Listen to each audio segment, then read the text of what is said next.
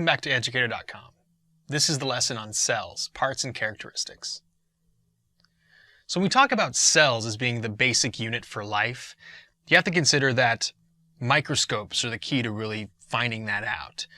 And prior to the 1600s, cells weren't widely known. Cells weren't known to people as being the building block of life. You know, they would look at something and if it was moving and behaving like something they thought was living, well, they'd be like, oh, that's alive. But prior to the 1600s, looking at something like coral in an intertidal community or a sponge, they might think, that's not alive. It's not moving. But when you look closely, it's got cells in it. And those cells are definitely alive. So this was the key to advancements in cellular study. And if we trace kind of the major events in terms of microscope development and use in science, in the 1600s, Anton van Leeuwenhoek, he was very instrumental in terms of the first guy to actually use a simple compound microscope, having some lenses together and zooming in on something and seeing like, oh, I can see that little body, that little cell. He didn't call it that, but I can see that little unit. And now that I'm looking up close, it makes more sense how the whole exists. So this guy, very instrumental in terms of coming up with a cool way to zoom in and see the details.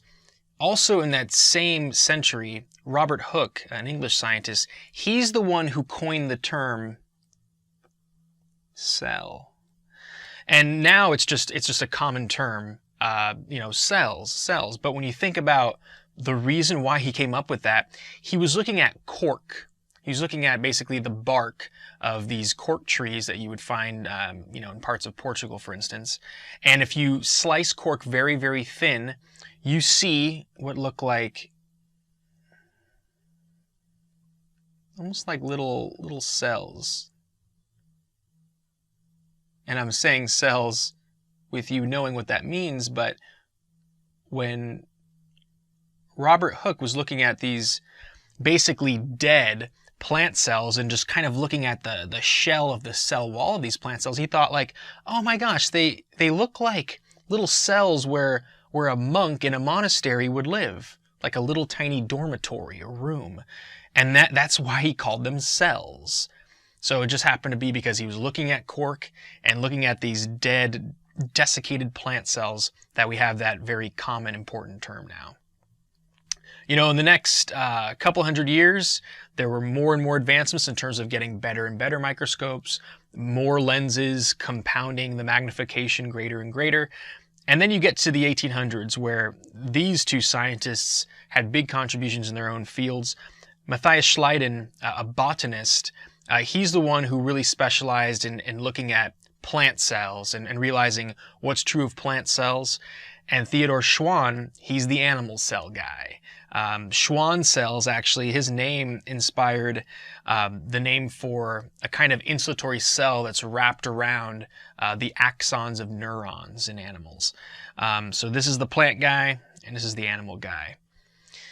Flash forward decades and decades later to the next century. In the 1930s, you don't just have light microscopes anymore. So all of these scientists up here relied on light and lenses magnifying an image and bouncing light off of that so you can see what's reflected back at you. But if you want to get smaller and smaller and smaller and smaller, you get to the point where light is not as effective beyond 1,500 or 2,000 times magnification. When you get to 5,000 times, 10,000 times, 50,000 times magnified, you need to rely on electron microscopes. So in the 1930s/1940s, you start to have these, which are really good at figuring out, the shape of that molecule. What does the inside of a mitochondrion look like? A very important cell organelle. So these have to do with bouncing electrons off of a particular molecule, a particular item, and the way that they bounce off and they make an image, a very grainy image, but something that informs us about the shape of really, really tiny things. Today, there are two main kinds. There's scanning electron microscopes and transmission electron microscopes. In general, scanning electron microscopes give you a very good image in terms of like what a cell looks like as a whole, its shape and its structure. And transmission electron microscopes give you a really good idea of the way that parts are inside of cells in terms of their precise structure. The cell theory. This is made of three tenets, three important points that all have to be true for the cell theory to make sense as a whole. So the three tenets, these are agreed upon by all life scientists. In the future, it's possible it might be modified, but as it is now, this is the cell theory. The first tenet, all organisms are composed of one or more cells. So if you have something that is not made of cells, it is not alive. It has to be made of at least one cell, 2 cells, 16 cells, 100 trillion cells, and then we can call it an organism that's alive. The cell is the basic unit of structure and function for organisms, meaning every structure in a body, in a living being, and every function, in terms of every activity that organism is doing, it has to do with the cells inside of it. So the reason why your brain looks the way it does, the structure of your brain, comes down to the individual cells inside of it, known as mostly neurons. The function of your brain, every single activity, every single action your brain does, has to do with the cells inside of it. All cells come from pre-existing cells. That's pretty self-explanatory. You can't get a cell unless it's from another cell. And this is called biogenesis. Life creating life. The only example of abiogenesis, meaning life coming from no life, would be the very first cells on Earth. And that might seem contradictory to say, well, yeah, at one point in time, this wasn't true. But there are reasons for that. And in the lessons on evolution and the history of life, I'll bring that up in more detail. But yeah, the reason why you have your cells is they came from your parent cells. They have their cells because they came from their parent cells, and so on and so forth, all the way back to the first humans, and we can keep tracing back our ancestry to the very first life forms from about 3.5 billion years ago. Oh, and this picture down here, this is a zoom in. It's a little bit grainy, but this is a zoom in of blue-green algae, also known as cyanobacteria, and you can see the little chains of these individual cells. These are alive. When you're not zooming into it, it just makes, water look kind of greenish, a little bit murky. But there are billions and billions and billions and billions of these when you're looking at, a slightly greenish body of water in nature. The characteristics of life. So what is true of every living being? And these are generalizations, but these are true. Display organization. There's a certain kind of building in terms of how an organism is put together. Even something that looks amorphous at first glance, like this. This looks kind of like just a blob, but this is a paramecium. This is a living single-celled organism, unicellular if you want to call it that. This does display organization. It has a rim around the whole circumference. That's called a plasma membrane. If you look really carefully, there are tiny little hair-like structures jutting out of it. They're called cilia. Inside, there's a nucleus. There are lysosomes. There are ribosomes. There are all these structures that look organized in terms of kind of where they're at and how they behave with respect to one another. Grow and develop. Every organism has the ability to grow, to take on more matter and organize it as itself. And in terms of development, a lot of organisms start out as one cell, and as they grow, they develop tissues. They develop cells that have very particular functions. And this is definitely true of us. Reproduce. Yes, it's true that some organisms, humans for instance, can be sterile. They're unable to have children. But in terms of what our DNA is telling our species in general, we are meant to reproduce. We are meant to make more individuals, and life makes more life. So reproduction goes hand in hand with life. Responds to stimuli. It might not always be obvious, like, someone turning their head in response to light or a sound, but even this paramecium cell responds to stimuli, to activities or signals in the environment. There'll be a chemical signal that tells it, like, hey, there's food over there, or there's something coming next to me that could eat me, so it moves in the opposite direction. It's responding to chemical stimuli. Maintain homeostasis. Homeostasis means literally same state. And maintaining homeostasis is really the key to staying alive. We do this whether we're sweating or shivering. Sweating would be your body's response to increased body temperature. So sweating out some water can actually cool down your body. That's homeostasis. So your body doesn't overheat to the point where cells are getting damaged and there's permanent damage. Opposite with shivering. Your body temperature is a little too cold, so your brain makes your muscles contract and relax really quickly to generate heat energy. So those are both simple examples of how your body maintains a balance internally with respect to what's happening outside of it, and can evolve. Now this will make more sense with the evolution lesson, but an individual organism cannot evolve. I was born Homo sapiens sapiens. That's the species I'm a part of and subspecies. I will perish as that particular species. Populations over time can evolve. A population is a group of organisms of the same species in an area. But the ability to evolve goes hand in hand with life. Any cell has DNA in it if it's alive and functioning, and DNA over time can be changed gradually to give you some very different characteristics, and that's the key to evolution. Prokaryote versus eukaryote. If you look at all the cells that have ever been discovered or studied on Earth, they fit into one of these two categories. And I mean it. All cells can be included in one of these two categories. First one, prokaryote. The other term in terms of an adjective would be prokaryotic. So I could call a cell a prokaryote or say that is a prokaryotic cell. It means before the kernel, which sounds silly, but pro means before, and karyote comes from karyos, a Greek word that means kernel or nut.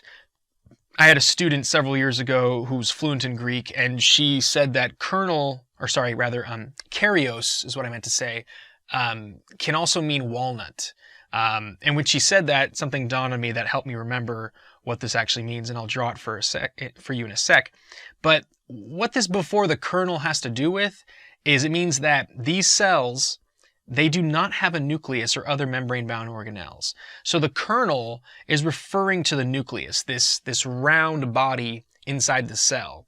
If you look at every single bacterial cell in nature, and all prokaryotes are bacteria, all bacteria are prokaryotes, none of them have a nucleus.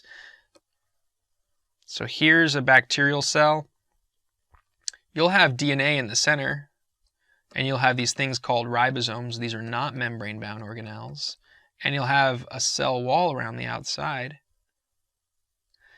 But there will not be a round nucleus. There will not be things called Golgi Apparatus or lysosomes, or these other things I'm going to teach you about later on in this lesson. So prokaryotes, no membrane-bound organelles, especially a nucleus. They evolved before the nucleus came into being, and they did just fine without a nucleus. On the other hand, eukaryotes is every other cell. This means true kernel or true walnut. It has a nucleus and other membrane-bound organelles. The example is really every other cell on Earth. Animal cells, plant cells, cells of different fungi. And then the one on the previous slide, that paramecium, that's a single-celled protist. It's also eukaryotic.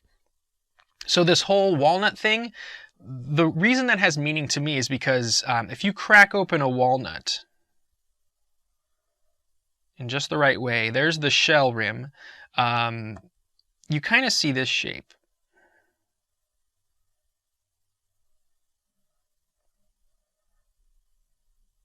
Right?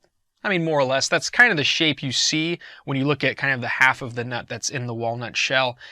And when that student, the one who spoke Greek, told me that, I was like, oh, it makes sense now. Because when you look at the nucleus of a eukaryote or eukaryotic cell, you see these. This is a duplicated chromosome, which you're going to see a lot more of later on in these lessons when we talk about DNA and cell division. If you use your imagination, you can see how this kind of looks like that, somewhat. And these are inside of a nucleus. So, this is kind of a basic prokaryotic cell, but here's kind of like we sliced in half an animal cell. Here's a nucleus. And inside you would see, it's from far away, but you would see these guys inside of there. And this is very typical of a eukaryotic cell. And actually there should be an even number if it's sexually reproducing, but that'll make more sense when we talk about meiosis. But you do see these chromosomes at certain periods of time within these eukaryotic cells, whether it's an animal cell, a plant cell, or fungi. And you also would see all kinds of other stuff. I'm doing a very quick drawing. You would see Golgi Apparatus, which looks like stacks of membranes. You would see things called lysosomes. And of course you would see ribosomes as well. Without ribosomes, and these are not membrane bound because they were found in here, without ribosomes a cell couldn't exist because ribosomes allow you to make proteins. So yeah, there's your basic designation between prokaryotic cells and eukaryotic cells. Here's a computer-generated image of the cell parts within a plant cell. So like I mentioned earlier with the cork cells that Robert Hooke looked at, you can see sort of that boxy look here with this green border. That is the cell wall. The yellow inside, if you look carefully, that's actually the plasma membrane, also called the cell membrane. Here's that nucleus, and certain times when the cell's actually dividing within here, the nucleus would actually break apart, and those little, those kind of like X-shaped looking chromosomes, some people call them like butterflies, you would see them. And this, of course, is a eukaryotic cell. Here's your nucleus. Here's all your other membrane-bound organelles. Anything that's a sac-like structure is membrane-bound. So here's your nucleus. We'll talk about this extensively in the next few slides. Golgi apparatus, vesicles coming from the Golgi, mitochondria, the key to getting a useful energy source inside of the cell, chloroplasts, how a plant actually makes sugars that are then going to be broken down in the mitochondria. This huge thing here, it looks like a reservoir of water. That's what it is. It's a water vacuole. Sometimes they call it a large central vacuole inside the cell. And then the cytoskeleton. There's other parts I'll tell you about in the next few slides. First one, let's start on the outside. The plasma membrane, also called the cell membrane, is the rim of every cell. The exception being if the cell has a cell wall, that would be on the outside. That would be superficial to this plasma membrane. But every single cell on Earth has a plasma membrane, and it's made up of the same basic components. It is protective and regulatory. Of course, it's kind of like a fence. It's kind of like that outer border, unless it has a cell wall. And it's going to be regulatory. Only certain things are going to be let in. Only certain things are going to be let out. If you let everything in and everything out, then the cell is going to be vulnerable to whatever might be in the outer environment. And it would lose things that are important to it. So for that reason, cells are known as semi-permeable. And what semi-permeable means is simply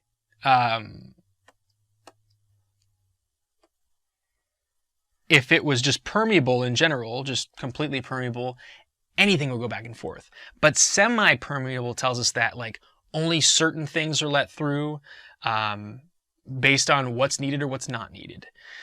So that's the characteristic of every single functional cell. It's not going to let everything through. It's semi-permeable. Its membrane is semi-permeable. And it's composed of a bilayer of phospholipids, also just called a phospholipid bilayer.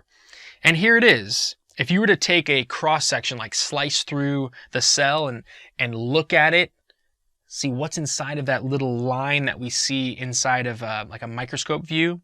If you zoom in close, you can see the two layers. Here's the one layer, and here's the second layer. The lumen of the cell means like, hey, this is the space within a cell. A lot of times they call it the intracellular space. Here's the extracellular space outside of the cell. So in here, you would see the rest of the organelles, and here is an aqueous layer. You still would probably see fluid there as well. Notice that facing the fluid on both sides, you have these heads. And when they zoom in, they show you like, oh, here it is, okay? These are known as polar or hydrophilic heads. Remember earlier when we were talking about water, water is a polar molecule. So if this is a polar molecule, it gets along with water chemically or electrically. Polar, okay with water. So that's why both of these sets of hydrophilic heads are facing the water outside the cell and inside the cell. Hydrophilic literally meaning loving water. Philia is a Greek form of love, hydro, water. So hydrophilic, loving water. With nonpolar, which gets along with lipids, lipids are nonpolar, they don't like mixing with water. Also known as hydrophobic, afraid of water. That's the tails. So these tails, let me use purple for them. There are two. And these phospholipids actually look very similar to triglycerides, which were covered a little bit earlier in this course. The difference is that instead of it being a typical triglyceride, oh, like here's a glycerol and 3 fatty acid chains, there's just 2. And these are hydrocarbon or fatty acid tails. And taking the place of where that third one would be is actually a phosphate unit, which helps make up this hydrophilic head on this part and this part here. So you can see how they're oriented. There's this buffer region, a lipidy buffer on the inside made of these tails like this. But the heads are facing the inner aqueous region and the outer aqueous region. So this is a nice kind of like double border. It's a fence that's kind of like doubly effective in terms of it having this buffer and keeping the outside separate from the inside. Inside, there are proteins embedded. So what's not represented here is if, let me show you here with this. So there's a protein. They would call this an integral protein. It's actually spanning the length of this phospholipid bilayer.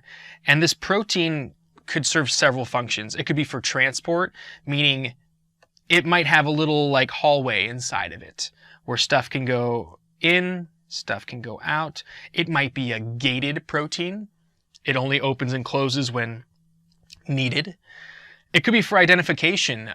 Your cells have very particular proteins in their plasma membranes that are slightly different from mine. We're the same species, but if I were to donate an organ to you, your body would be like, what? This doesn't belong here. And the reason why your body knows that is the proteins are slightly different. They would seem foreign. So sometimes proteins are just for identification purposes. Sometimes for attachment. Proteins allow cells to be bonded with other cells, attached to other cells. The reason why my skin doesn't tear apart here is I have proteins that are holding together my skin cells. And if those get damaged, then the tissue is going to fall apart. So a lot of times they are for attachment to neighboring cells or to neighboring layers. And sometimes they're enzymes. Sometimes there are enzymes embedded in the plasma membrane for the sake of changing a molecule, breaking it apart, building something, initiating a reaction. In general, this plasma membrane can be called the fluid mosaic model. That's a term for the fluidity of this. There have been studies suggesting that these little phospholipids, they don't just stay put. They are constantly moving around with respect to each other. So if you were to look down on this cell, it would look like a sea of moving parts. Those phosphate heads would be moving. It would look like an ocean. And they can move, not joking, like 1,000,000 times a second, which I can't even imagine, but there have been studies confirming that. The reason why it's called a fluid mosaic model is a mosaic means it has a lot of different pieces all together, like a tile mosaic, because it's not just the phosphate heads. You would see all kinds of different proteins scattered throughout this phospholipid bilayer. You would see what are called glycoproteins, little bits of cholesterol embedded in here to help with the buffer in terms of temperature and fluidity. So the fluid mosaic model is a term for how we understand the plasma membrane. And for the rest of this lesson, I'm going to compare the parts of a cell to a city, like an analogy. So like I mentioned before, this is like the fence on the outside of the city. So this will help keep it straight in terms of all the different parts of the cell and how they influence one another. Next is the nucleus. Now, if we're going to maintain this city analogy, the nucleus would be very much like City Hall. That's what's running the city, making the rules, making sure people understand how that works. And the nucleus very much is like the brain of the cell. I'll come back to that in a sec. So the nucleus, this spherical structure, it's got a double membrane made of phospholipid bilayers, like I mentioned before. It's also in here. It's not just in the plasma membrane. Inside of it, it's got the DNA, deoxyribonucleic acid, in a nuclear envelope. So notice this term here, nuclear envelope, and they say outer membrane and inner membrane because, like I said, it is a double layer of those phospholipid bilayers. So the nuclear envelope, there it is. Inside, you've got something called chromatin. So they're labeling it here, chromatin. You've got heterochromatin and euchromatin. Don't worry about the difference, but basically chromatin is all of the genetic information, the DNA, and associated proteins that are helping organize it. And those proteins are typically called histones. When we talk about how DNA is arranged inside of a chromosome in future lessons, you'll see histones specifically and how DNA is kind of wrapped around those histones. So chromatin is all that stuff on the inside. Nuclear pores permit the passage of molecules in and out. So if you look carefully, they're labeling the nuclear pores. Right there, right there, right there, right there, right there, right there. Stuff goes in, stuff goes out. You sometimes will have hormones that have signaled a cell like, hey, we need a certain protein to be made right now. And that hormone will go all the way inside the nucleus and affect the reading of the DNA and making of a signal to go out of the nucleus. Constantly, the nuclei, which is plural for nucleus, let me write that down. The nuclei of your cells, if the cells are metabolically active, they're constantly making RNA. It's kind of like a photocopy of DNA that tells a cell how to make protein. And yeah, it's very much like the brain of the cell. Like City Hall is in charge of a city. It contains the codes for how to make every single protein in the cell, how to make every cell part, how to maintain it, and how to keep the cell alive. It also has something called a nucleolus. So here is the nucleolus, which is like a mini nucleus in a sense. It makes ribosomes. That's the purpose of it. So ribosomes, which are actually labeled in this drawing, these little pink dots. Up close they look a little bit different, but in cell diagrams they look just like dots from far away. These are little protein factories, and without the nucleus or nucleolus specifically making these, a cell wouldn't be able to stay alive. So that's a summary on the nucleus. Next up, ribosome. Ribosomes are found in every single cell on Earth. Now, a nucleus wouldn't be, because if you remember, a prokaryote does not have a nucleus. It still has DNA, but it's not in a spherical structure inside of the cell. But every single cell on Earth, prokaryote, eukaryote, has ribosomes. These are not membrane-bound. They do make proteins. That's what they do. So here you've got two subunits. They actually have this unit of measurement here, 200 angstroms for the actual length of this, which is very, very tiny. This right here is a large subunit. This is a small subunit. A lot of times it's depicted like this, more simply. So if you use your imagination and tilt this on its side, you can see how they have this. This is looking from that angle, like at the bottom. But you've got the large subunit, small subunit.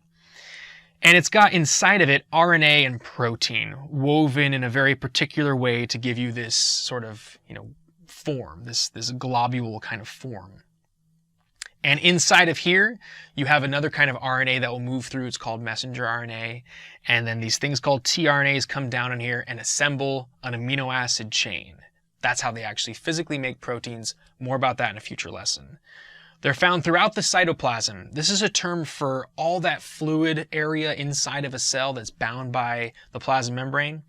They can be free or bound. What that means is a free ribosome, it can be floating around anywhere. It can be, next to the plasma membrane. It can be very close to the nucleus, just kind of floating around, reading RNA. Also, they can be bound. They physically will dock on what's called the ER, the Endoplasmic Reticulum, which you're going to hear about next. They use various kinds of RNA to assemble proteins. I mentioned those a moment ago. mRNA, tRNA. Inside of it, there's ribosomal RNA, also known as rRNA. And amazingly, there can be 1 million of them in one cell, which is really hard to picture, but these are little factories that are making a very important product for the cell. So to maintain that little city analogy, these are factories.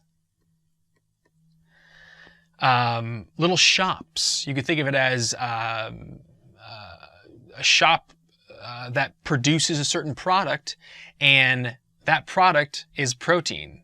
The protein is like the major export. It's the thing that the city relies on to stay functioning and to stay alive. Next up, the endoplasmic reticulum, which in Latin literally means little net inside the cell. It kind of does look like a net if you use your imagination. It's also known as the ER for short, not emergency room, endoplasmic reticulum. It's typically adjacent to the nucleus, like right outside of the nucleus. And if you look very carefully at this animal cell here, there's the nucleus and there's the ER, which they're zooming into here. So if this was an ER, the nucleus would be right there. And it does look like a membranous hallway, like you can imagine different molecules kind of weaving through here as it goes through the different membranes. And it's a site of numerous chemical reactions. Depending on where you are in this ER, you've got different stuff going on. Sometimes it's proteins being made, lipid parts being made. Ribosomes are doing a lot of work in this area. You can see all those little yellow dots. Those are ribosomes. And the ER can be rough or smooth. The rough part looks like if you were to touch it, it almost looks like it'd feel like sandpaper. It'd be rough because there are ribosomes. This looks kind of smooth. So here there are no ribosomes. That's why it's a smooth ER.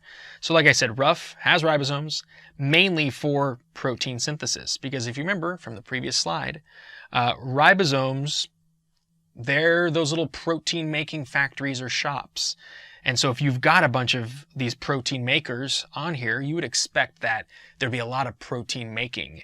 And the reason why it's important they're on this membrane is once the protein is made, it can be wrapped up in a little membrane phospholipid bilayer unit. It's actually the same membranous structure you see in the plasma membrane. And that little membrane sac can take the protein to the next organelle, which you're going to hear about in a sec. The smooth ER right here.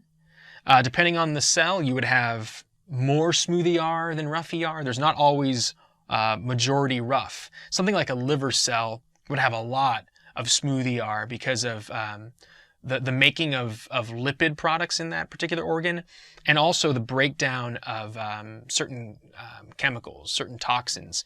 You would need a more extensive smooth ER. There are no ribosomes here. And it's mainly for lipid synthesis and storage, the making of fats and the secreting of fats for the health of the cell. So that's the ER. To maintain that city analogy, this would be, I'm going to call it a special cart or you could think of it as a pathway. But imagine that when these products are made at the factory, there's a special cart that ships them to where they need to go within the city. So this special cart allows those products, those proteins, to go out to where they need to go to.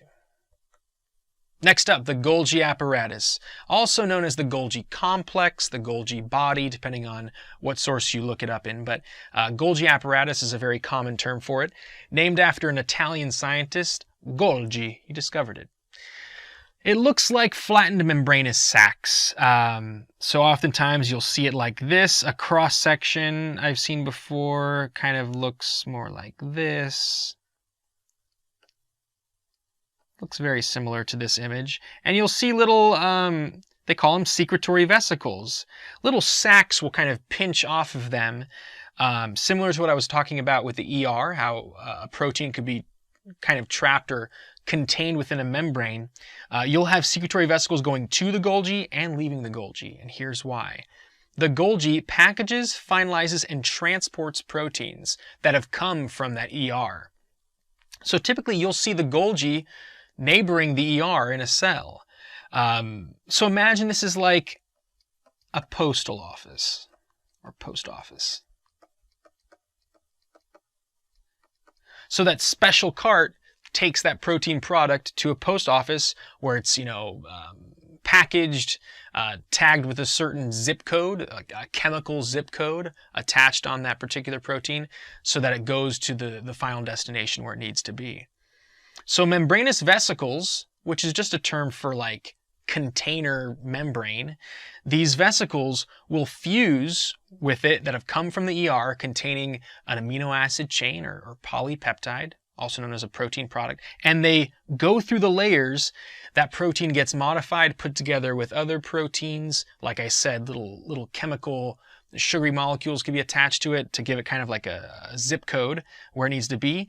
And then it pinches off and ends up going to the destination. And that's a summary of how it happens. They go in one end, they come out another end. And that's the Golgi Apparatus, also known as the cell's post office. Okay, we're going to review what we've gone over so far. We have plenty of others to talk about, but I just want to show you spatially how these things are related. So we started with the plasma membrane, all of this yellow wrapped around, made of that phospholipid bilayer. Well, guess what? The nucleus also has phospholipids in its envelope. The ER, phospholipids. The Golgi, made of phospholipid membranes. Coincidence that they all have the same? Actually, no, it's not a coincidence. It's meant to be that way. This is known as the Endomembrane System, and I haven't covered all of the parts of the endomembrane system. Another one is the lysosome, which is around here somewhere. Where are the lysosomes? Oh, well, peroxisome is similar to a lysosome. That could be a lysosome right here in blue. Any of these little sacs or membranous parts tend to be part of the endomembrane system. There are some exceptions. But what that means is their little phospholipidy layers can fuse and interchange with one another, and that is for convenience. Imagine that you have instructions coming out of the nucleus going through the ER, you wrap it up in a little sac, and if that sac is not compatible, that vesicle is not compatible with the Golgi, that'd just be more arduous for it to work out. So that sac can easily fuse with the Golgi. Those parts just can go together quite simply. And then when that product leaves, these little Golgi vesicles, if they need to go out of the cell, maybe they have a little sac of hormones that need to be sent out into the bloodstream, well, that sac can easily fuse and dump out its little the parts it was containing, and that's called exocytosis. And it can actually dump those things out. And thanks to the endomembrane system, those are compatible. Parts that are not compatible, the chloroplast and the mitochondria, they are standalone. And you'll see in future slides in this lesson, they do not easily fuse with those things. A vacuole is another example that can fuse with this. So a vacuole, its border has that same kind of membrane, and things can fuse with a vacuole or a lysosome, or even peroxisomes. Ribosomes definitely are not a part of it because remember, ribosomes are not membrane bound. They're like two little chunks that fit together like this. Moving on, mitochondrion. Plural, mitochondria. So don't say mitochondrions. That's not a word. So mitochondria, plural. The majority of your cells that have mitochondria would have many, many, many of them. And these are membrane-bound organelles, not part of the endomembrane system though. And they have their own DNA and ribosomes. That's the amazing thing, that inside of here, there actually is mitochondrial DNA and ribosomes that are unique to this mitochondrion. And with both this and chloroplasts coming up next, there's a lot of evidence suggesting that this is the descendant of a previously independent cell that a long time ago, billions of years ago, ended up inside of a larger cell.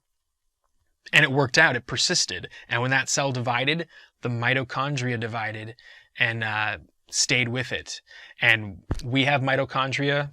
Majority of plants have mitochondria. Fungi do. So mitochondria, very important in terms of producing energy for the cell. It has an outer double membrane right here. It also has, phospholipids, but the structure of it and the proteins in there are not compatible with the endomembrane system I mentioned before. Inside, there's a highly folded inner membrane called the cristae. So all of this yellow, you can see it is kind of weaving. That is highly folded and compacted in there. And the reason why it's highly folded is important.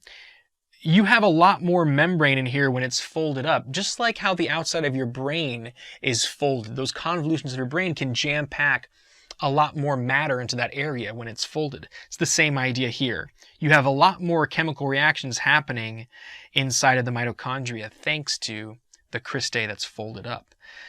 And what does it do? Well, it's responsible for producing energy-storing molecules known as ATP, adenosine triphosphate. This will come up a lot more in the unit on cellular respiration and in photosynthesis. This is kind of like energy currency for the cell. You take in food, you and I, we are known as heterotrophs. We have to take food in as an energy source from outside of ourselves. We can't make our own food. Well, then what do you do with those sugars, those lipids, those proteins to give your cells energy? You can't just take a sugar and attach it to a part of a cell and be like, move. No, that sugar needs to be broken down and kind of transferred into this form known as ATP, which can easily be spent. It's, like I said, it's like energy cash for the cell. You can spend it on doing anything in the cell that requires energy. That's what this wonderful structure does. It helps break down sugars, organic compounds, to give you this energy currency.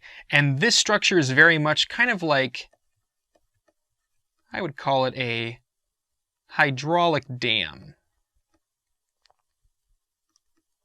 This is what energizes the city. A hydraulic dam has a lot to do with water movement that ends up fueling the electricity source. But in here, the dam is not that far off, because you'll see when you look at the lessons on cellular respiration, there are these enzymes embedded in the cristae called ATP synthase. It's actually an enzyme that makes this. And as charged particles, specifically protons, move through that ATP synthase, it spins, and it's kind of like water moving through a water wheel, except it's charged particles spinning an enzyme that helps make this.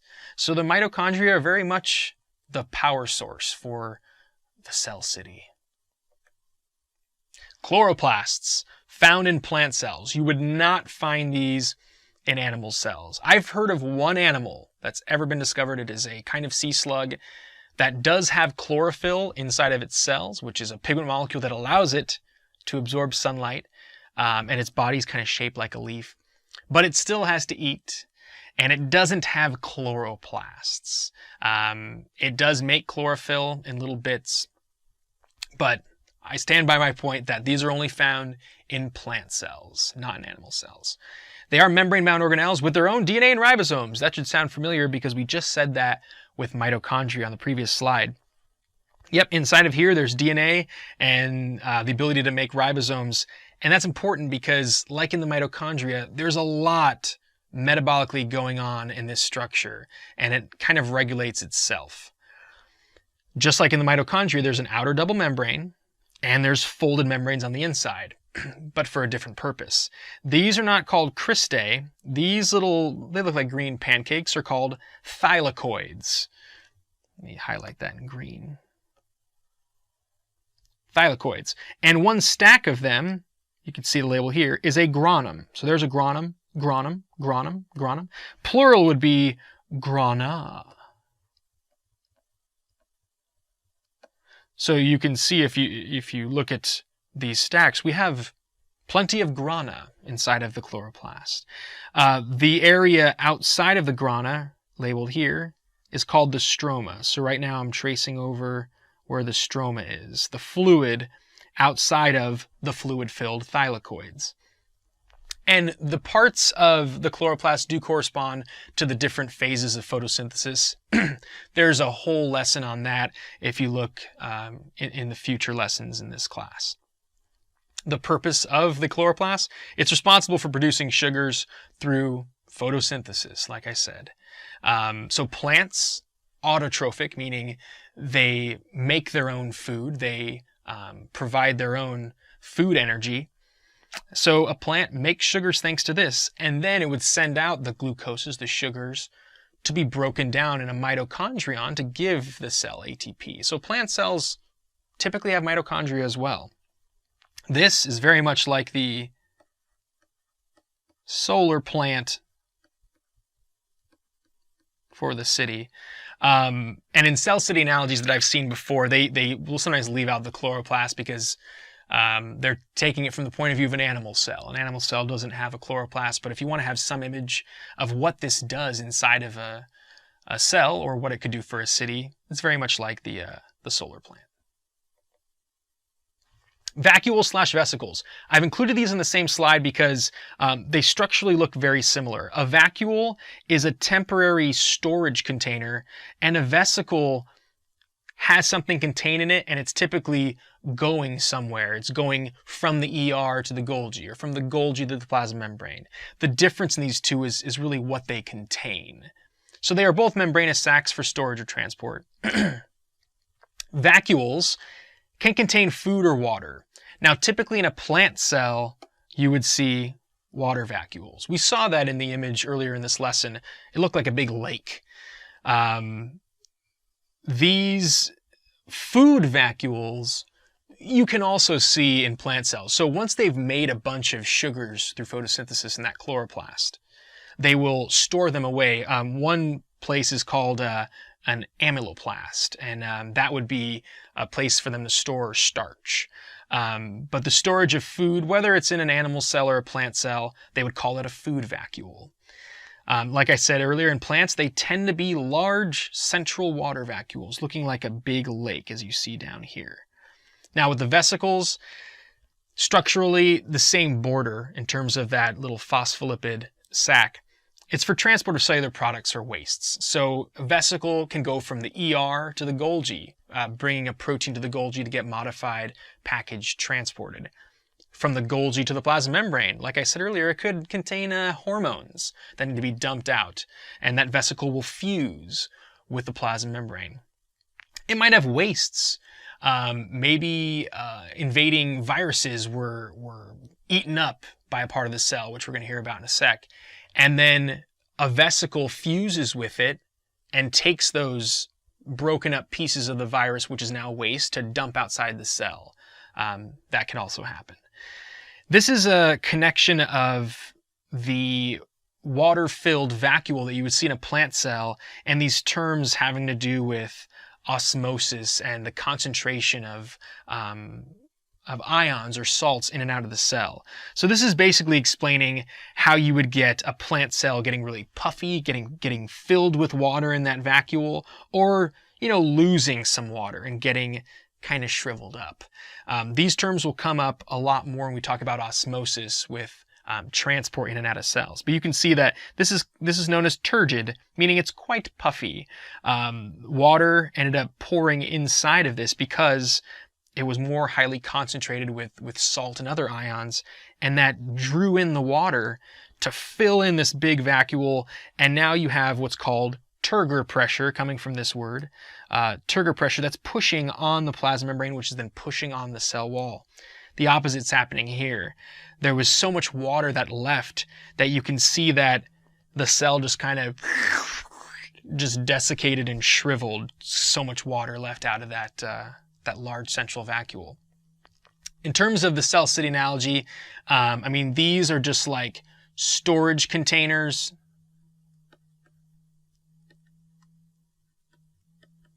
Or transporting containers for the products and the different items that are associated with those factories or shops. Lysosome. Lysosome comes from the words lys and some, which means a body that breaks down stuff. So lys, the word lys, means to break down, to split apart. And that's what these do. These are little membranous sacs that have enzymes inside of them that are meant for breaking things down. Could be the breakdown of macromolecules. Maybe the plant cell or the animal cell has stored a polysaccharide that needs to be broken apart into little bits of sugars to be made into ATP, that energy molecule. So the breakdown of those macromolecules can happen a lot quicker if you have lysosomes that are doing that. The breakdown of damaged cellular parts. Maybe the Golgi apparatus is really beat up and damaged, and a lysosome will go over and sort of eat up its little parts, help break it down, and then those parts could be recycled to rebuild the Golgi apparatus. Breakdown of foreign bodies and invaders, whether it's a virus, bacteria, fungal body. If it's entered the cell and has been identified as foreign, that it doesn't belong there, the lysosomes can be stimulated to fuse with it, kind of like eat it up, and the little enzymes inside of it will help break down those molecules. You notice that some of these little enzymes are represented with happy faces. Very, very happy for the cell, but not happy for the virus or bacteria that it's eating up. And yeah, they contain digestive enzymes, typically. They're meant to break stuff down. They're not meant to just end up all over the place in the cell. And I say that because it's very important that they say it contained in the membranes. I've heard that if every lysosome inside of a cell were to burst simultaneously, it would cause autolysis. Autolysis meaning self-breakdown. It would literally destroy the cell. Another term is apoptosis. If that was stimulated to happen like it's supposed to happen inside of a cell, that's programmed cell death, apoptosis, and as a result of autolysis. So if all of these simultaneously were to leak, it'd break up all the parts of the cell. So how does this relate to the city? A lysosome would be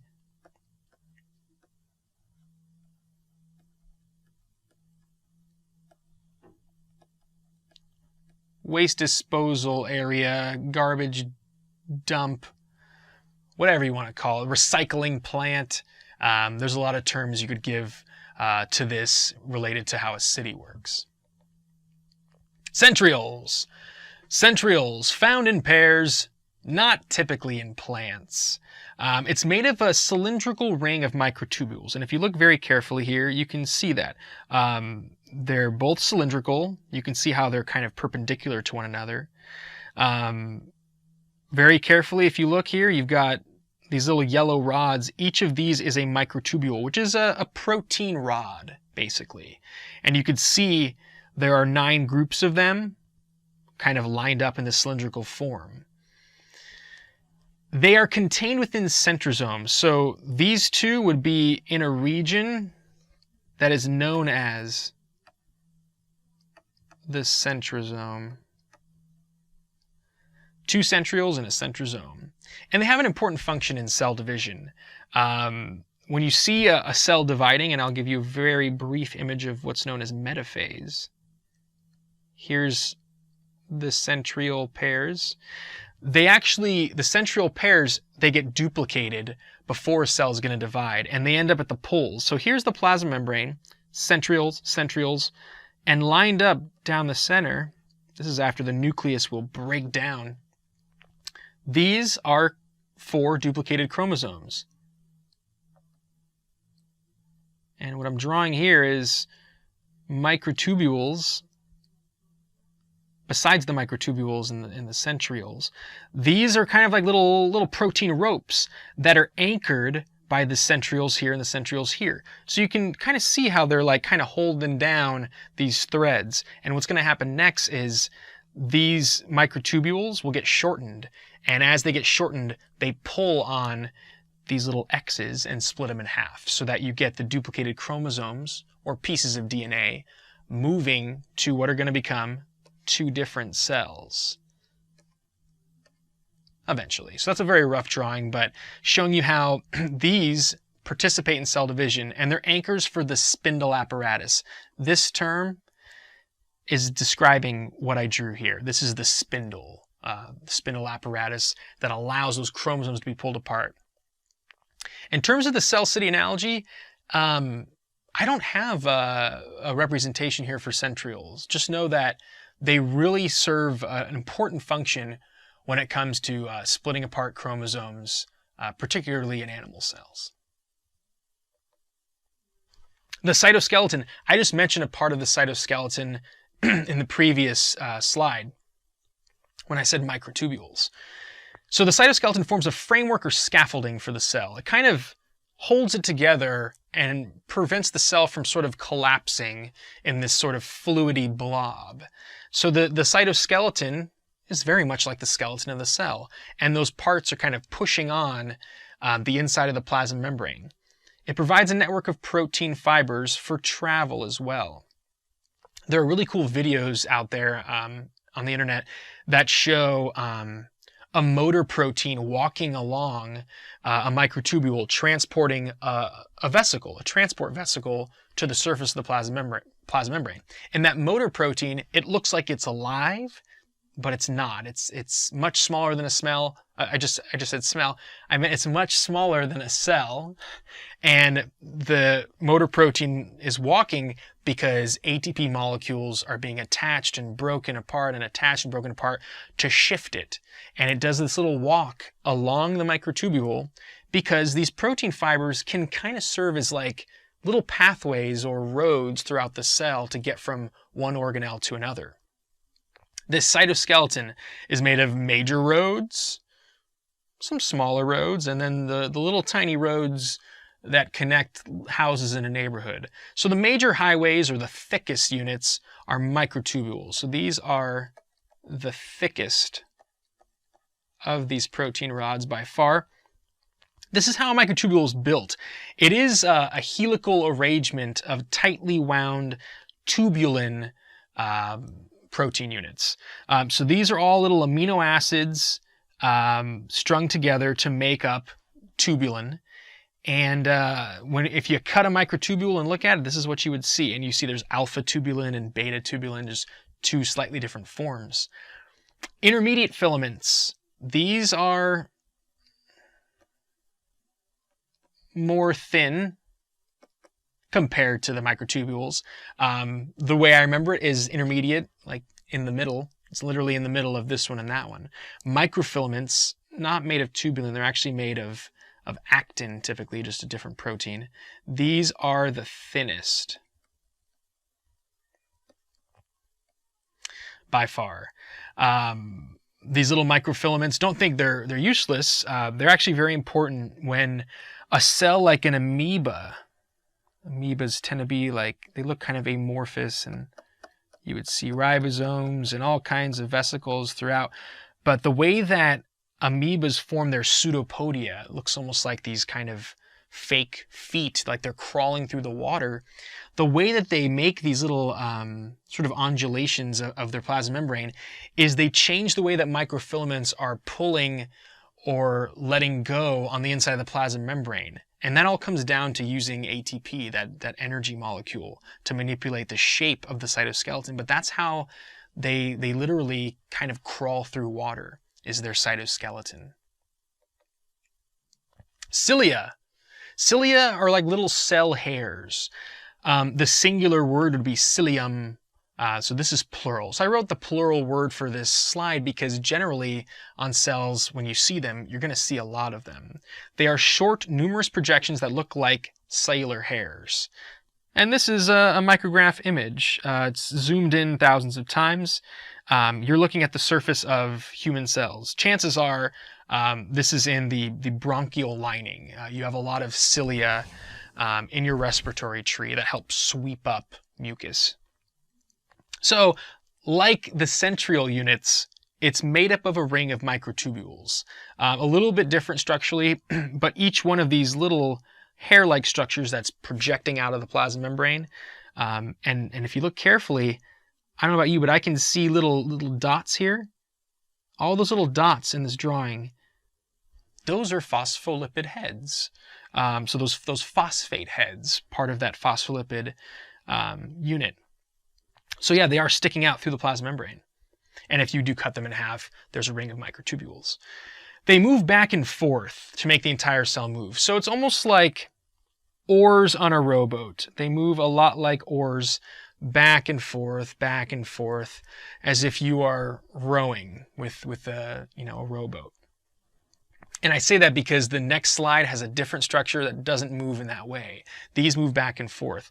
So sometimes, if we're talking about a paramecium, and I'm not going to draw all of them, but a paramecium is a single-celled organism that would have tons of cilia all along the outside of it. And these cilia move back and forth in a timed fashion to make this cell move wherever it wants to go inside of a lake or a pond or whatever it might be. They move very fast. So it's impressive when you look at them alive under a microscope, how quickly they can move thanks to just these cilia. Also, in our body, it's not moving the cell as a unit, as a whole. Really, our cilia inside of our bronchial tree especially is to move substances outside of the cell. So imagine that this is not a paramecium, that this is just a cell embedded in your bronchial tree lining. So imagine that this is a section of the bronchial tree. And here's where air moves, in and out.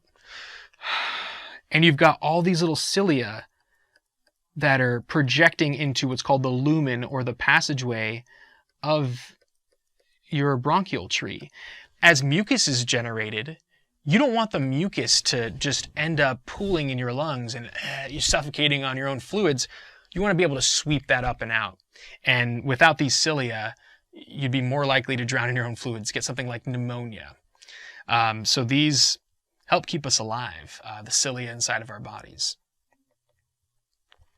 Flagellum. This is another structure for movement, very different from cilia. There are some commonalities, but plural for this, you wouldn't say flagellums, you would say flagella. So if a cell had 3 tails, well, look at those 3 flagella. It's long compared to the cilia, much longer, and it's like a tail-like projection coming out of the plasma membrane, made of a ring of microtubules, just like cilia. So if you were to take this sperm and cut through the flagellum and look down it, you would actually see the same basic components looking down. It's just that the length of it and the movement of it is very different. Instead of moving back and forth like an oar, these move in a whip-like motion to propel a cell through fluid. So imagine that my arm is a flagellum. Okay, and it's anchored in the plasma membrane, like, my chest and back area is the surface of the plasma membrane. This doesn't move back and forth like that. No.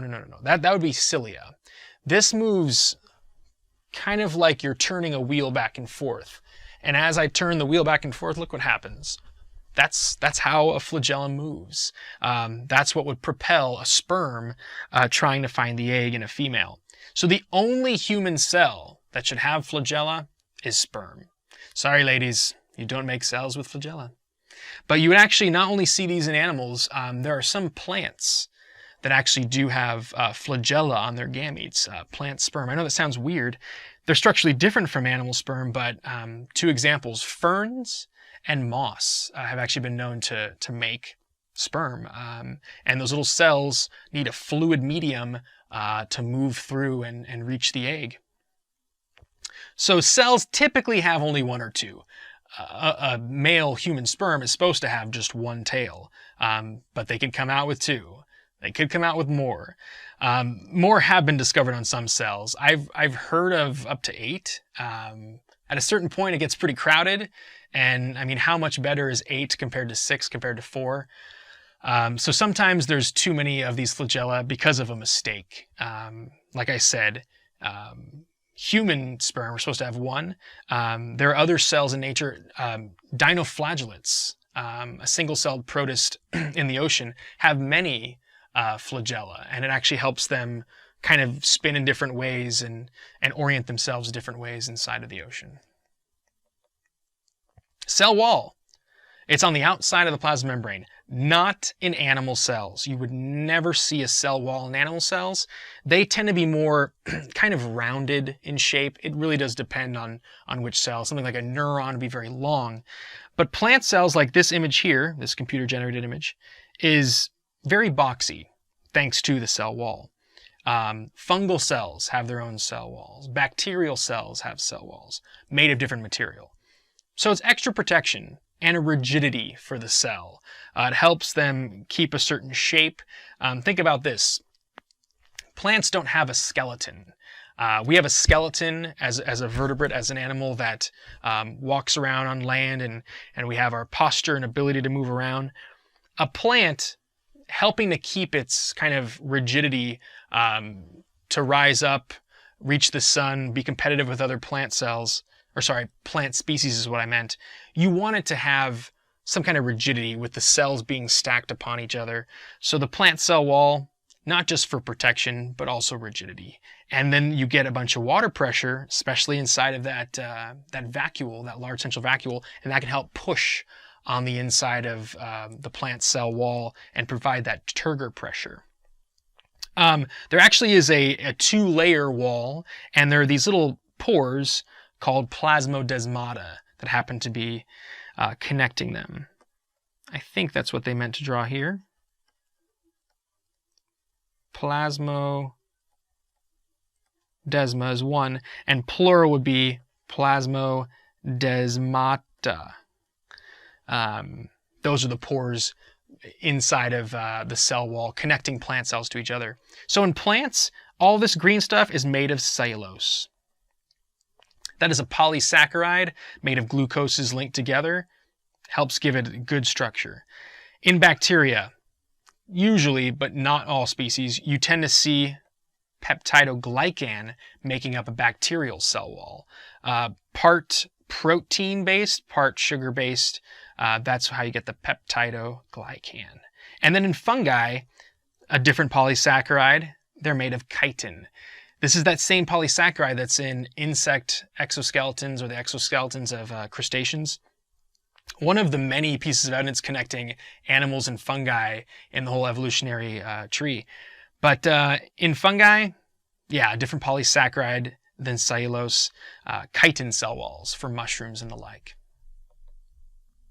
And then cytoplasm. I'm just going to draw a brief picture here. There's a cell, nucleus. So of course this is eukaryotic. There we go. It looks three-dimensional enough. So the cytoplasm is the fluid-filled region of a cell between the nucleus and the inside of the plasma membrane. So imagine that this is our phospholipid bilayer. Here's our nuclear envelope. From here to here, all of that is called the cytoplasm, all of this. So the majority of the organelles are in the cytoplasm. And it's a site for the majority of the cellular reactions. Not a surprise.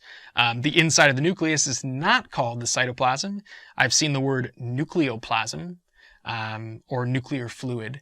But yeah, the cytoplasm is all of this. It's also referred to as the cytosol when they're talking about the fluid itself that is in the cytoplasm, cytosol. And finally, just to review some similarities and differences between animal cells and plant cells. So here's an image of an animal cell and a plant cell. You've seen this several times in this lesson. This is the first time you're seeing this. So let's start kind of in the order we went. These are the organelles you would see in both. You would see the nucleolus, the nucleus. You would see the ER, both rough and smooth. Number 8 is the smooth ER. 4, that would be a little vesicle that is pinched off of the ER going to the Golgi. You would definitely see that in plants as well. Number 6, there's the Golgi, right? You need to have the Golgi to finalize, package, and transport those proteins. Ribosomes. You certainly would see ribosomes in plant cells, all those black dots. Mitochondria, number 9. Yep, you definitely see them. Right here, they're a different color in this image. So here's mitochondria. Mitochondria. There's no centrioles in this picture. If you look carefully, there aren't any. Here are the centrioles. So this is one example of something you would see in an animal cell that tends to not be in a plant cell. Lysosomes, number 12. You sometimes do see lysosomes in plant cells. So I'm just going to assume that that blue dot and that blue dot there, that little sac, is a lysosome. So in some plant cells, lysosomes have been discovered. They're not in all plant cells. Number 10 could just be food vacuoles. And you definitely would see a water vacuole here. So vacuoles can be found in both. Plasma membrane, we don't want to leave that out. 14. Yep. That's the yellow right here. That's the plasma membrane. Number 7 is showing you a very small part of the cytoskeleton. It looks like a little thread. So remember, that's microtubules, intermediate filaments, microfilaments making up a scaffolding inside the cell. You definitely see that in here too. You can see little bits of the cytoskeleton in the plant cell. Now I'm going to circle some things in the plant cell that are not over here. Of course, chloroplasts. You would not see chloroplasts. Here's another chloroplast, but this one we're looking inside of it. You're not going to see chloroplasts inside of animal cells. Animal cells require the intake of food. They're not making their own food like a plant cell. And of course, the plant cell wall. You don't see that boxy outer cellulose wall here. You see a very kind of rounded out, typical looking animal cell structure. So that's a reminder of a lot of these parts inside of the cells and general differences between animal cells versus plant cells. Thanks for watching Educator.com.